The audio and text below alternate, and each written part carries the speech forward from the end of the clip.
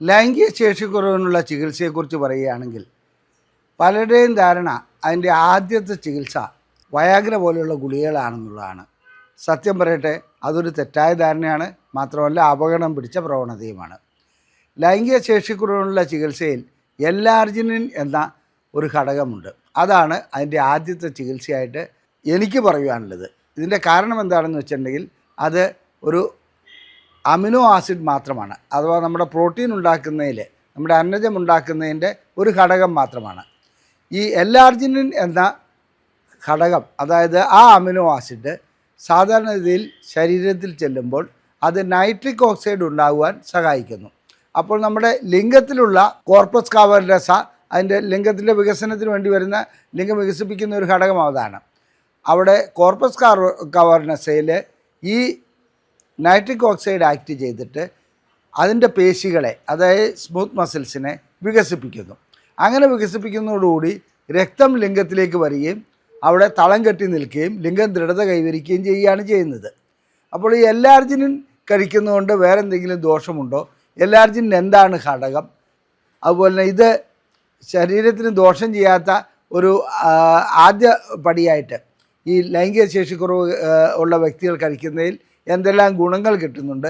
ഇത്തരം കാര്യങ്ങളെക്കുറിച്ചാണ് ഞാൻ ഇന്ന് ചർച്ച ചെയ്യുവാൻ പോകുന്നത്. ഞാൻ ഡോക്ടർ അജയൻ വർഗീസ്, കോഴിക്കോട് ജില്ലയിൽ കുന്നമംഗലം പന്തീർപ്പാടത്തുള്ള institute of sexual and reproductive medicine എന്ന സ്ഥാപനത്തിൻ്റെ ഡയറക്ടറാണ്. International association of sexual medicine practitioners modern medicine എന്ന അസോസിയേഷൻ്റെ അഖിലേന്ത്യാ ചെയർമാനുമാണ്.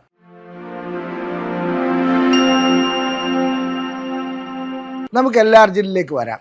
ഇത് ഒരു സാധാരണ അന്നജത്തിൻ്റെ, അതായത് അമിനോ ആസിഡ്സ് മാത്രമാണ്. ആ അമിനോ ആസിഡ്, ഒട്ടനവധി അമിനോ ആസിഡ് കൂടിയിട്ടാണ് ഒരു പ്രോട്ടീൻ ഉണ്ടാകുന്നത്. അങ്ങനെ അതിൽ പ്രധാനപ്പെട്ട ഒരു ഘടകം മാത്രമാണ് എല്ലാർജിൻ എന്ന് പറയുന്നത്. അത് നമുക്ക് ആഹാരത്തിൽ നിന്ന് ലഭിക്കുന്ന ഒന്നാണ്. അതല്ലാതെ തന്നെ അതിനെ മാത്രമായിട്ട് എക്സ്ട്രാക്ട് ചെയ്തിട്ട് ന്യൂട്രസ്യൂട്ടിക്കലായിട്ട്, മരുന്നായിട്ടല്ല ന്യൂട്രസ്യൂട്ടിക്കലായിട്ട് മാർക്കറ്റിൽ ലഭ്യവുമാണ്. ലൈംഗിക ശേഷിക്കുറവ് ഉണ്ടാകുന്ന ഒരു വ്യക്തിയെ സംബന്ധിച്ചിടത്തോളം അദ്ദേഹത്തിൻ്റെ ലിംഗത്തിൻ്റെ ഉദ്ധാരണം വേണ്ട രീതിയിൽ നടക്കാത്തതിൻ്റെ കാരണം സ്മൂത്ത് മസിൽസ്, അദ്ദേഹത്തിൻ്റെ അവിടെയുള്ള ലിംഗത്തിൻ്റെ അകത്തുള്ള കോർപ്പസ് കാവർനസത്തിനകത്തുള്ള പേശികൾ വികസിക്കുന്നില്ല എന്നുള്ളതാണ്. ഈ പേശികൾ വികസിക്കുന്നതോടുകൂടി ലിംഗത്തിലേക്ക് രക്തം ഇരച്ചു കയറുമെന്ന് ഞാൻ നേരത്തെ പറഞ്ഞു.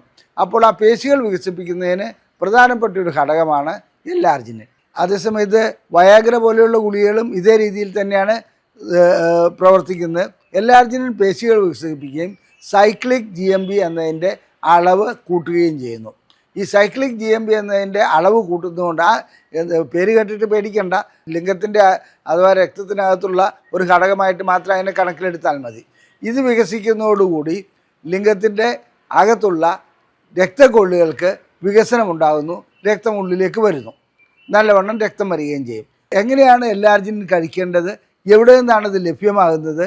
അതുപോലെ തന്നെ ഏതെങ്കിലും ആഹാര പദാർത്ഥത്തിൽ കൂടി ലഭ്യമാകുമോ? ഇത്തരം കാര്യങ്ങളാണ് ഞാനിന്ന് നിങ്ങളോട് പറയുവാൻ പോകുന്നത്.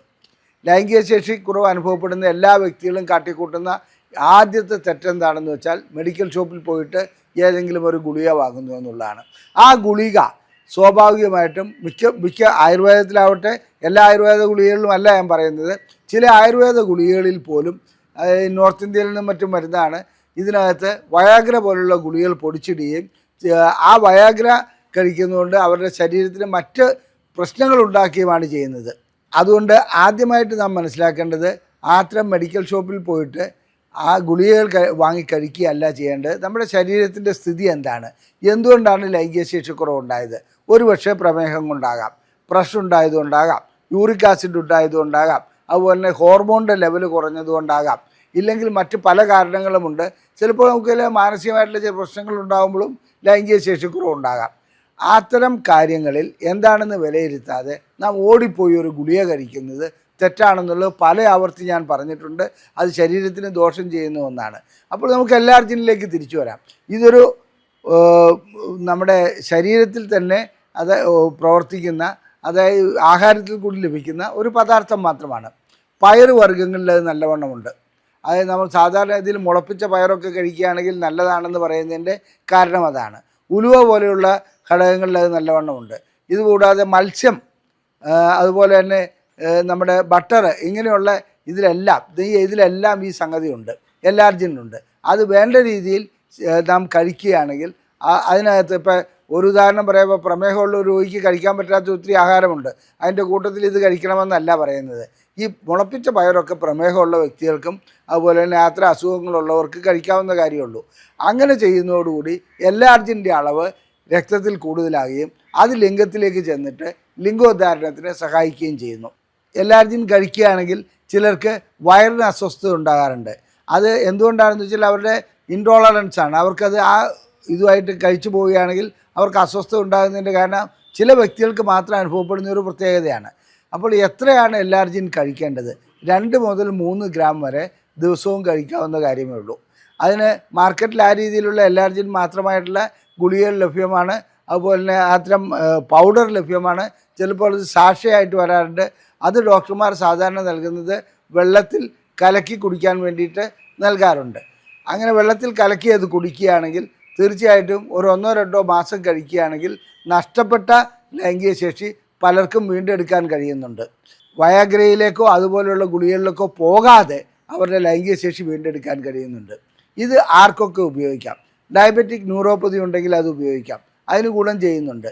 അതുപോലെ തന്നെ പ്രഷർ ഉള്ളവർക്കും പ്രമേഹം ഉള്ളവർക്കും അതുപോലെ തന്നെ മറ്റ് അസുഖങ്ങളുള്ള എല്ലാവർക്കും ഒരു പ്രശ്നവുമില്ലാതെ ഉപയോഗിക്കാൻ പറ്റുന്ന ഒന്നാണ്. ആ സമയത്ത് ചില വൈറൽ രോഗങ്ങളായ ഹെർപ്പിസ് പോലുള്ള അസുഖങ്ങളുള്ള വ്യക്തികൾ അത് ഉപയോഗിക്കുകയാണെങ്കിൽ ചിലപ്പോൾ അത് അധികരിക്കുന്നതായി കാണുകയും ചെയ്യാം. അതുകൊണ്ട് എല്ലാർജിൻ സാധാരണഗതിയിൽ എന്തുകൊണ്ടും സേഫായിട്ടുള്ള ഒരു ഘടകമാണ്. അത് മരുന്നായിട്ട് ഉപയോഗിക്കുന്നതുകൊണ്ട് മരുന്നല്ലെങ്കിൽ കൂടി മരുന്നിൻ്റെ സ്ഥാനത്ത് നിന്നിട്ട് അതിന് പ്രവർത്തിക്കുവാൻ കഴിയുന്നുണ്ട്. നഷ്ടപ്പെട്ട ലൈംഗികത വീണ്ടെടുക്കാൻ കഴിയുന്നുണ്ട്. ലഘുവായിട്ടുള്ള, അതായത് തുടക്കത്തിൽ കാണപ്പെടുന്ന ലൈംഗിക ശേഷിക്കുറവിന് ഏറ്റവും അത്യുത്തമം എല്ലാർജിനിൻ തന്നെയാണ്. അത് ഏതൊക്കെ വ്യക്തികൾക്ക് ഉപയോഗിക്കാം? പ്രോസ്റ്റേറ്റിൻ്റെ പ്രശ്നങ്ങളുള്ളവർക്ക്, പ്രോസ്റ്റേറ്റ് സർജറി കഴിഞ്ഞവർക്ക് എല്ലാർജിൻ ഉപയോഗിക്കുന്നത് നല്ലതാണ്. അവരുടെ ലൈംഗിക ശേഷിക്കുറവ് ഒരു പരിധിവരെ മാറ്റം വരുത്തുവാൻ എല്ലാർജിന് കഴിയുന്നുണ്ട്. എല്ലാർജിൻ പരാജയപ്പെടുകയാണെങ്കിൽ നമുക്ക് മറ്റു ഗുളികകളിലേക്ക്, അതായത് വയാഗ്ര പോലെയുള്ള PD5 ഇൻഹിബിറ്റേഴ്സ് പോലെയുള്ള ഗുളികകളിലേക്ക് പോകാൻ കഴിയും. ആദ്യ ഡോസ് എന്ന ലെവലിൽ എല്ലാർജിൻ ഉപയോഗിക്കുന്നത് എന്തുകൊണ്ടും നല്ലത് തന്നെയാണ്. ഇനി പൈറോണിസ് ഡിസീസ് എന്ന് പറഞ്ഞ ഒരു അസുഖമുണ്ട്. അതായത് ലിംഗം വളഞ്ഞു പോകുന്ന ഒരവസ്ഥ. ഈ ലിംഗം വളഞ്ഞു പോകുന്ന ഒരവസ്ഥ ഉള്ള വ്യക്തികൾക്കും എല്ലാർജിൻ ഉപയോഗിക്കുകയാണെങ്കിൽ പരിപൂർണമായി മാറുമെന്നല്ല പറയുന്നത്, ഒരു പരിധിവരെ അതിന് മാറ്റം വരുത്തുവാൻ കഴിയുന്നുണ്ട്. മാത്രമല്ല കൂടുതൽ വളവുണ്ടാകാതിരിക്കുവാൻ അത് സഹായിക്കുകയും ചെയ്യും. എല്ലാർജിനെ സംബന്ധിച്ചിടത്തോളം അത് പൈറോണിസ് ഡിസീസിൻ്റെ ഒരു ഔഷധമാണെന്നല്ല ഞാൻ പറയുന്നത്, അവിടെ ഒരു അഡ്ജുവൻ്റായിട്ട്, ഒരു സഹായ ഘടകമായിട്ട് അത് മാറാറുണ്ട്. ഇനി ഹൈപ്പോഗോണഡിസം, അതായത് ചില വ്യക്തികളെ സംബന്ധിച്ചിടത്തോളം അവർക്ക് ഹോർമോൺ വളരെയധികം കുറവായിരിക്കും. ഹോർമോൺ കുറവുള്ള വ്യക്തികൾക്കും അവരുടെ ലൈംഗിക ശേഷിക്കുറവ് വീണ്ടെടുക്കുന്നതിന് വേണ്ടി ഹോർമോൺ ലെവൽ ഉയർത്തിക്കൊണ്ടല്ല ഈ എല്ലാർജിനിൻ അവിടെ സഹായിക്കാറുണ്ട്. അതായത് ആ പ്രശ്നത്തിന് പരിപൂർണമായിട്ടുള്ള പരിഹാരം ഇതല്ല, ഏത് എല്ലാർജിനല്ല. പൈറോണിസ് ഡിസീസിൻ്റെയും പരിപൂർണമായിട്ടുള്ള പരിഹാരം ഒന്നുമല്ല എല്ലാർജിൻ. എന്നിരുന്നാലും ഒന്നുകിൽ ആ അസുഖം അധികരിക്കാതിരിക്കുവാൻ അല്ലെങ്കിൽ അതിനോടനുബന്ധിച്ചുണ്ടാകുന്ന ലൈംഗിക ശേഷിക്കുറവ് കുറച്ചു കൊണ്ടുവരുവാൻ എല്ലാർജിൻ സഹായിക്കാറുണ്ട്. അപ്പോൾ ഞാൻ നേരത്തെ പറഞ്ഞു, പയറുവർഗ്ഗങ്ങളിൽ, മത്സ്യത്തിൽ, മാംസത്തിൽ എല്ലാം ഇതുണ്ട്. അത് മുട്ടയിൽ ഇത് കാണപ്പെടുന്നുണ്ട്. അപ്പോൾ ഇതെല്ലാം കഴിക്കുക. അപ്പോൾ മറ്റ് ആഹാരങ്ങൾ കഴിക്കുമ്പോൾ നാം ശ്രദ്ധിക്കേണ്ട കാര്യം, കൊളസ്ട്രോൾ ഉള്ളൊരു വ്യക്തി പോയിട്ട് എല്ലാർജിൻ കൂട്ടാൻ വേണ്ടി മുട്ട കഴിക്കുന്നത് തെറ്റാണ്. അപ്പോൾ മുട്ടയുടെ മഞ്ഞ ഭാഗം ഒഴിവാക്കിക്കൊണ്ട് വെള്ള മാത്രം കഴിക്കുകയാണെങ്കിൽ അവർക്ക് എല്ലാർജിൻ ഉയർത്തിക്കൊണ്ട് വരാൻ കഴിയും. അപ്പോൾ നമ്മുടെ ആഹാരത്തിൽ നാം ചില നിബന്ധനകൾ വയ്ക്കുകയാണെങ്കിൽ, നാം സമീകൃത ആഹാരം കഴിക്കുകയാണ്, അങ്ങനെയുള്ള ചില നിബന്ധനകൾ വയ്ക്കുകയാണെങ്കിൽ നമുക്ക് വേണ്ട രീതിയിലുള്ള എല്ലാർജിനും നമുക്ക് ലഭിക്കും. അതുകൊണ്ട് തന്നെ നമുക്ക് ലൈംഗിക ശേഷിക്കുറവ് വരാതിരിക്കുവാനും അത് സഹായിക്കാറുണ്ട്. ചില പ്രോട്ടീൻ പൗഡറുകൾ, അതായത് സാധാരണ മാർക്കറ്റിൽ വെക്കുമ്പോൾ അതിനകത്ത് എല്ലാർജിൻ അടങ്ങിയിട്ടുണ്ട് എന്നൊക്കെ വാദിക്കാറുണ്ട്. വാസ്തവത്തിൽ അങ്ങനെ പ്രോട്ടീൻ പൗഡർ കഴിക്കുന്നതുകൊണ്ട് മാത്രം എല്ലാർജിൻ ഉണ്ടായിക്കൊള്ളണമെന്നില്ല. എല്ലാർജിൻ കഴിക്കുന്നവരെ എല്ലാർജിൻ മാത്രമായിട്ടുള്ള ഘടകമുള്ള മരുന്നുകൾ കഴിക്കുന്നതാണ് നല്ലത്. പ്രോട്ടീൻ പൗഡറിൽ ഒട്ടനവധി ഘടകങ്ങളുണ്ട്. അത് മാത്രമല്ല, ചില പ്രോട്ടീൻ പൗഡറുകൾ സോയാബീനിൽ നിന്നുണ്ടാക്കുന്നതാണ്. അത്തരം പ്രോട്ടീൻ പൗഡർ കഴിക്കുകയാണെങ്കിൽ നമുക്ക് ലൈംഗിക ശേഷി ഉണ്ടാകുകയല്ല, പുരുഷന്മാരെ സംബന്ധിച്ചിടത്തോളം ഈസ്ട്രോജൻ എന്ന ഒരു ഹോർമോൺ അവിടെ കൂടുതലായി ഉൽപ്പാദിപ്പിക്കപ്പെടും. അത് വേ പ്രോട്ടീൻ എന്നാണ് അതിന് പറയുന്നത്. അതുകൊണ്ട് എല്ലാർജിൻ്റെ സ്ഥാനത്ത് പകരം വയ്ക്കാവുന്ന ഒന്നല്ല പ്രോട്ടീൻ പൗഡർ. അഥവാ വേ പ്രോട്ടീൻ ഉപയോഗിക്കുകയാണെങ്കിൽ പുരുഷൻ്റെ ലൈംഗിക ശേഷി കുറയുകയാണ് ഉണ്ടാകുക. വളരെ ശ്രദ്ധിക്കേണ്ട ഒരു കാര്യമാണിത്. എല്ലാർജിൻ ഒരു പ്രോട്ടീൻ അല്ല, പ്രോട്ടീൻ്റെ ഒരു ഘടകം മാത്രമാണ്. ആ ഘടകം ഗുളികകൾ കൂടിയും സാഷേ വഴിക്കും, അതായത് പാക്കറ്റ് വഴിക്കും ലഭിക്കാറുണ്ട്. അത് വാങ്ങിക്കഴിക്കുന്നതുകൊണ്ട് പ്രത്യേകിച്ച് അപകടങ്ങളൊന്നുമില്ല. ലൈംഗികശേഷി തുടക്കത്തിൽ നഷ്ടപ്പെട്ടവർക്ക് അത് ഗുണം ചെയ്യുന്ന ഒരു ഔഷധം തന്നെയാണ്. ഞങ്ങളുടെ ഈ വീഡിയോ ഇഷ്ടപ്പെട്ടുവെങ്കിൽ അത് ഷെയർ ചെയ്യുക, ലൈക്ക് ചെയ്യുക, നിങ്ങളുടെ അഭിപ്രായങ്ങൾ കമൻറ്റ് ബോക്സിൽ രേഖപ്പെടുത്തുക. സ്ത്രീകൾക്കാകട്ടെ പുരുഷന്മാർക്കാകട്ടെ ലൈംഗികമായിട്ടുള്ള എല്ലാ പ്രശ്നങ്ങൾക്കും പരിഹാരം നൽകുന്ന ഒരു സ്ഥാപനമാണ് ISRM. നിങ്ങൾക്ക് ചികിത്സ ആവശ്യമുണ്ടെങ്കിൽ ഇവിടെ കാണിച്ചിരിക്കുന്ന നമ്പറിൽ വിളിച്ച് ബുക്ക് ചെയ്യാവുന്നതാണ്. അതുപോലെ തന്നെ ഞങ്ങളിവിടെ നിന്നും പ്രസിദ്ധീകരിക്കുന്ന ബുക്ക്ലെറ്റുകൾ സൗജന്യമായി ലഭിക്കുവാൻ ISRM എന്ന് ടൈപ്പ് ചെയ്ത് ഈ നമ്പറിലേക്ക് വാട്സപ്പ് ചെയ്യുക. നന്ദി, നമസ്കാരം.